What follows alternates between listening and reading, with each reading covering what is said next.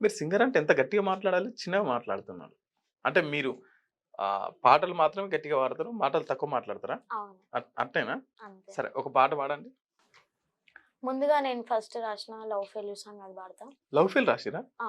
ఏడేడు లోకాలు ఏలేటి రాముడి అడవుల్లో సీతమ్మను తెలిసినట్టు పతి అంటూ సతి అంటూ మురిసిన రాధానే వదిలేసి రుక్మిణిని పెళ్లాడినట్టు.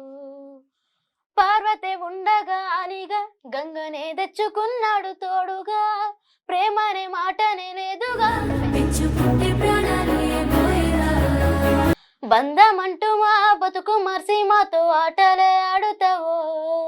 భారమైనవో బరువునిచ్చి బతుకు ఆగంలో దోసేస్తివో. వేడుకుందునా ఏడు కొండల స్వామి నా పిల్ల యాడున్నదో. ఎట్ల చెప్పురా ఓ దేవా నా ప్రేమ దయ్యాల పాలాయెనో. వేడుకుందునా ఏడు కొండల స్వామి నా పిల్ల యాడున్నదో. ఎట్ల చెప్పురా ఓ దేవా నా ప్రేమ దయ్యాల పాలాయెనో.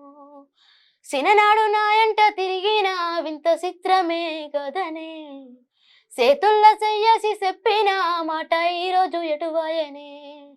ఈరోజు ఎటువాయనే. అబ్బబ్బా! ఏం పాడిర్రు. చాలా అద్భుతంగా పాడిర్రు. ఎందుకు మీరు ఏమన్నా లవ్ ఫెయిల్యూరా? అట్లా ఏం లేదన్న. మరెట్లా? ఎందుకు ఈ పాట రాయాలనిపించింది? అంటే నాకు లిరిక్స్ రాయడం చాలా ఇంట్రెస్ట్. హ్మ్. అంటే ఈ లవ్ ఫెయిల్‌ని ఎందుకు ఎంచుకోవాలనిపించింది? నాకు రాయాలనిపించింది. నార్మల్‌గా కొందరు స్టోరీస్ ఉంటాయి కదా! అవిటిని బేస్డ్‌గా చేసుకొని. ఇప్పుడు ఈ రాముని స్టోరీ, కృష్ణుని స్టోరీ మీరు ఎవరెవరో దేవతలు ఆళ్ళందరిని ఆ! తీసుకొచ్చిర్రుగా? ఆ! ఇవన్నీ చరిత్రలు తెలుసా మీకు? తెలుసు. రామాయణం, మహాభారతం. చదువుకున్నారంటే ఎట్లా? ఆ! పుస్తకాలు.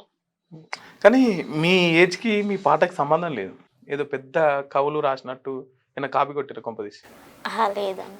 మీ సొంతంగానే రాసిర్రుగా? మా సొంతంగా నేనే రాసిన. ఎన్ని రోజులు పట్టింది ఈ పాట రాయనీకి? ఒక 5 డేస్. 5 డేస్‌లో? హ్మ్. ఎన్ని పాటలు రాసిర్రు మీరు మొత్తం? మొత్తం ఇప్పుడు 40 వరకే రాసిన. 40 పాటలు. హ్మ్. ఇంత చిన్న వయసులో అన్ని పాటలు ఎట్లా సాధ్యమైనాయి? రాయడం ఇంట్రెస్ట్ చిన్నప్పటి నుండి.